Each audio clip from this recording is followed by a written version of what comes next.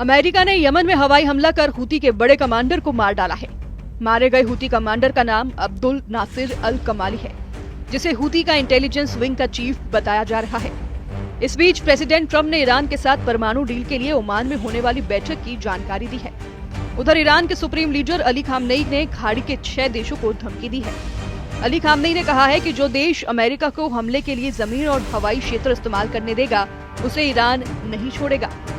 Khamenei की धमकी के बाद तुर्की के राष्ट्रपति एर्दोआन भड़क गए हैं।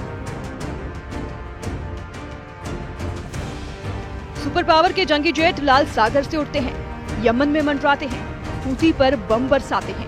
बारूदी धमाके से धरती फटती है, तबाही मचती है, मगर जैसे ही धमाके का शोर थमता है, जवाबी हमला इससे भी जोरदार होता है। हूती की मिसाइलें उड़ने लगती हैं। रॉकेटबाज ऐसा करारा जवाब देते हैं कि अमेरिका और इजराइल दोनों सहम जाते हैं। दुनिया की सबसे ताकतवर लीडर ट्रंप के लिए ये युद्ध भी मुसीबत बनता जा रहा है। ट्रंप को एक बार फिर से ईरान ने जोर का झटका दिया है। जिसे ट्रंप एटमी बम वर्षक के धमाके दिखा रहे थे, जिसे ट्रंप ने जंगी बेड़े भेजकर डरा रहे थे, ट्रंप ने जिसे धरती से मिटा देने की धौंस जमाई, उसे ईरान ने सुपर पावर से सीधी टक्कर लेने का ऐलान कर दिया है। ईरान के सुप्रीम लीडर अली खामनेई ने तमाम दुश्मनों के नाम पैगाम जारी कर दिए हैं। ईरान के सुप्रीम लीडर अली खामनेई ने तमाम दुश्मनों के नाम पैगाम जारी कर महायुद्ध की चेतावनी दे डाली है। ईरान ने अपने लड़ाके फोर्स की तबाही के बाद उन सभी देशों को दहलाने का ऐलान किया है, जिन्होंने अमेरिका और इजराइल की मदद की है। अली खामनेई का दिमाग गर्म है। व्हाइट हाउस में नेतन्याहू और ट्रंप की मुलाकात का वीडियो सामने आने के बाद खामनेई का खून खौल गया है। ट्रंप नेतन्याहू की सीक्रेट मीटिंग की डिटेल ने ईरान को युद्ध के लिए भड़का दिया है। नेतन्याहू के साथ मुलाकात के दौरान ट्रंप ने एक ऐसी बात कह दी जिससे बातचीत के बजाय युद्ध का माहौल बन गया है। एक तरफ अमेरिका ईरान समर्थक हूती लड़ाकों पर बमबारी रोक नहीं रहा, दूसरी तरफ ईरान की बर्बादी का प्लान सुनकर ईरान युद्ध के मूड में आ गया है। यूएस एयरफोर्स ने ईरान पर एटमी प्रोग्राम को लेकर डील का प्रेशर बनाने के लिए हूती लड़ाकों पर हमले जारी रखे हुए हैं। अमेरिकी सेना की सेंट्रल कमांड ने यमन की राजधानी सना हवाई हमले के वीडियो रिलीज किया है। मीडिया रिपोर्ट्स के मुताबिक अमेरिकी हमले में 69 लड़ाके मारे गए हैं। ट्रंप ने नेतन्याहू से मुलाकात में साफ किया है कि ईरान अब बेहद खतरनाक हो चुका है। अगर ईरान ने एटमी डील नहीं की तो हालात परमाणु युद्ध तक के बन सकते हैं, जिसके बाद ईरान ही नहीं खाड़ी के कई मुल्क खाक में मिल सकते हैं। ट्रंप ने दावा किया है कि ईरान को एटमी डील के लिए वो मजबूर कर देंगे। उधर अमेरिका के राष्ट्रपति डोनाल्ड ट्रंप ने कहा कि हमारी ईरान के साथ सीधी बातचीत करने की शुरुआत हो चुकी है। ये शनिवार को शुरू होगा। हमारी एक बहुत बड़ी बैठक है और हम देखेंगे कि क्या हो सकता है। और मुझे लगता है कि हर कोई इस बात पर सहमत है कि सख्ती करने की तुलना में सौदा करना बेहतर होगा। और लड़ाई ऐसी चीज नहीं है जिसमें मैं शामिल होना चाहता हूँ। और सही बताऊं तो इजराइल भी नहीं चाहता अगर वो इससे बच सकते हैं। इसलिए हम देखेंगे कि क्या हम इससे बच सकते हैं।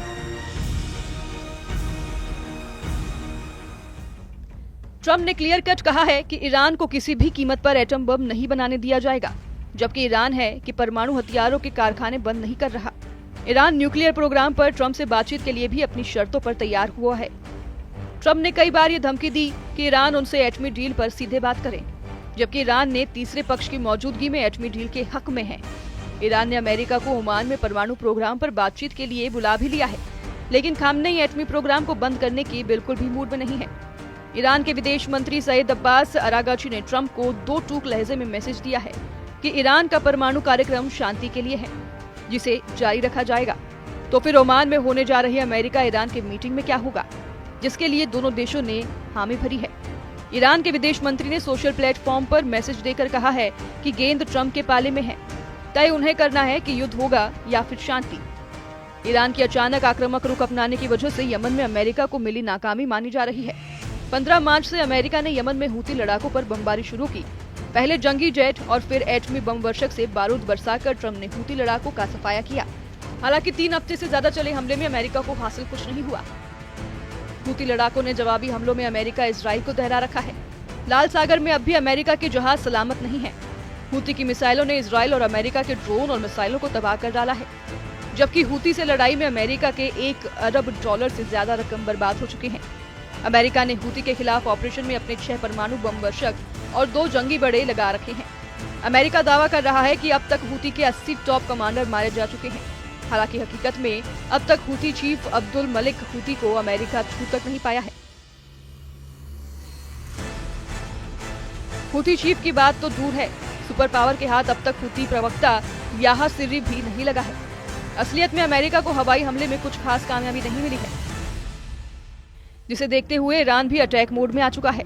सुप्रीम लीडर अली खामनेई ने तो अमेरिका से दोस्ती निभाने वाले 7 मुसलमान देशों के लिए धमकी भरा पैगाम भेज दिया है। रॉयटर्स की रिपोर्ट के मुताबिक ईरान ने इराक, कुवैत, संयुक्त अरब अमीरात, कतर, तुर्की और बहरीन को संदेश भेजा है। ईरान ने कहा है कि अगर ये देश अमेरिका को अपनी जमीन या हवाई क्षेत्र इस्तेमाल करने की इजाजत देते हैं तो ईरान इसे अपने खिलाफ युद्ध मानेगा। खामनेई के मैसेज से ये भी साफ है कि ईरान युद्ध के लिए तैयार हो चुका है।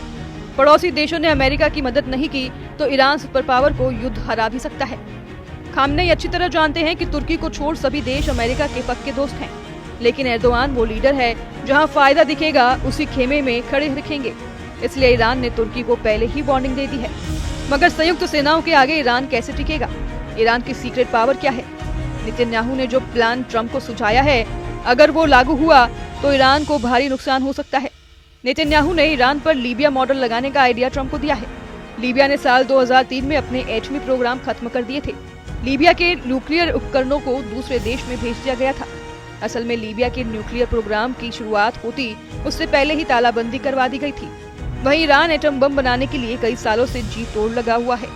ईरान ने अंडरग्राउंड एटमी तहखाने बना रखे हैं। ईरान के कई एटमी साइटें अब भी दुनिया को पता तक नहीं है। ऐसे में लीबिया मॉडल से ईरान पर कंट्रोल करके भी सिक्योरिटी की गारंटी नहीं है। शायद यही वजह है कि ट्रंप अब ईरान का न्यूक्लियर प्रोग्राम तबाह कर सकते हैं। ट्रंप ने नेतन्याहू का जिस स्टाइल में वेलकम किया, उससे ये सिग्नल मिला है कि व्हाइट हाउस में जब नेतन्याहू की अगवानी करने ट्रंप पहुंचे थे तो उन्होंने अपना मुक्का दिखाया, जिसे दुश्मनों को कुचल डालने का ट्रंप स्टाइल कहा जा रहा है। ट्रंप गाजा का हाल देखकर ईरान को सरेंडर करने को कह रहे हैं। ट्रंप ने दावा किया है कि गाजा युद्ध किसी भी दिन खत्म हो सकता है।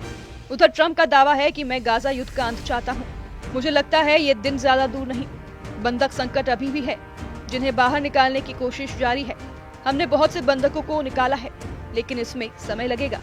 बहुत लंबा इंतजार नहीं करना होगा। इजराइल ने आधे से ज्यादा गाजा पर कंट्रोल कर लिया है। गाजा में इजराइल सेना खंडहरों की सफाई कर साफ मैदान बना रही है। कब्जे वाले पूरे इलाके में इजराइल सिक्योरिटी जोन बनाकर बड़ी सेना तैनाती करने जा रही है। नेतन्याहू ने व्हाइट हाउस में एक बार फिर दोहराया है कि गाजा में ट्रंप रिवेरा बनाया जाएगा। ईरान के विरोध के बाद भी हमास को पूरी तरह से सफाया किया जाएगा। इन सब के बीच इजराइल के पीएम नेतन्याहू ने कहा कि हम लंच के दौरान भी कुछ देशों के बारे में बात कर रहे हैं। मैं अभी उनके बारे में नहीं बताऊंगा। जो कह रहे हैं आप जानते हैं। अगर गाजा के लोग जाना चाहते हैं तो हम उन्हें अपने साथ लेना चाहते हैं, और मुझे लगता है कि यह सही काम है। गाजा को दोबारा बनाने में कई साल लगेंगे। इस बीच लोगों के पास एक विकल्प हो सकता है। राष्ट्रपति के पास एक विजन है, दूसरे देश उस विजन पर प्रतिक्रिया दे रहे हैं। हम इस पर काम कर रहे हैं। मुझे उम्मीद है कि हमारे पास आपके लिए अच्छी खबर होगी। ईरान और उसके लड़ाका आर्मी के साथ नेतन्याहू और ट्रंप ने एर्दोआन की चालबाजी पर भी चर्चा की है। नेतन्याहू ने सीरिया में तुर्की की सैन्य तैनाती और सैन्य अड्डा बनाए जाने को इजराइल के लिए एक खतरा बताया है। प्रेसिडेंट ट्रंप से नेतन्याहू ने अपील की है कि एर्दोआन की साजिशों का खात्मा जल्द किया जाए। नेतन्याहू ने ट्रंप से ये भी अपील की है कि तुर्की को किसी भी कीमत पर F-35 जेट नहीं बेचे जाएं। ब्रिटेन के मिडिल ईस्ट आई ने बताया है कि नेतन्याहू ने तुर्की को F-35 multi role fighter jet बेचने के खिलाफ अमेरिकी विदेश मंत्री मार्को रूबियो से बात की है। रिपोर्ट के मुताबिक बेंजामिन नेतन्याहू पिछले 2 महीने से अमेरिकी विदेश मंत्री से गुजारिश कर रहे हैं। इससे पहले मार्च में फॉक्स न्यूज ने अपनी रिपोर्ट में बताया था कि ट्रंप तुर्की को F-35 फाइटर जेट बेचने जा रहे हैं, जिसकी एक शर्त रखी गई थी कि तुर्की रूसी एयर डिफेंस सिस्टम S-400 को हटाए, जिसकी खरीद के बाद ही ट्रंप ने जेट की डिलीवरी रोक दी थी। अब एक बार फिर जैसे ही एर्दोआन F-35 जेट हासिल करने के करीब दिख रहे हैं, इजराइल की टेंशन बढ़ गई है। तुर्की ने सीरिया में तख्तापलट के बाद जिस तरह से सैन्य विस्तार किया है, जिस तरह तुर्की सैन्य अड्डे बना रहा है और सीरिया के लड़ाका ग्रुप्स को गठजोड़ बढ़ा रहे हैं, नेतन्याहू के लिए सिरदर्द बनता जा रहा है। नेतन्याहू जानते हैं कि तुर्की से टकराना इजराइल के लिए आसान नहीं। एर्दोआन के पास एटम बमों की भी भरमार है। नेटो देशों के सदस्य तुर्की के पास अमेरिका के दिए 100 एटम बम है। वहीं इजराइल के पास कुल 90 परमाणु हथियार होने की जानकारी दी जाती है। तुर्की हाईटेक वॉर में भी इजराइल से कमजोर नहीं। तुर्की के ड्रोन दुनिया में सबसे घातक माने जाते हैं। ऐसे में अगर अमेरिका ने एर्दोआन की नकल जल्द नहीं कसी तो ईरान से पहले तुर्की ही इजराइल को फोड़ डालेगा।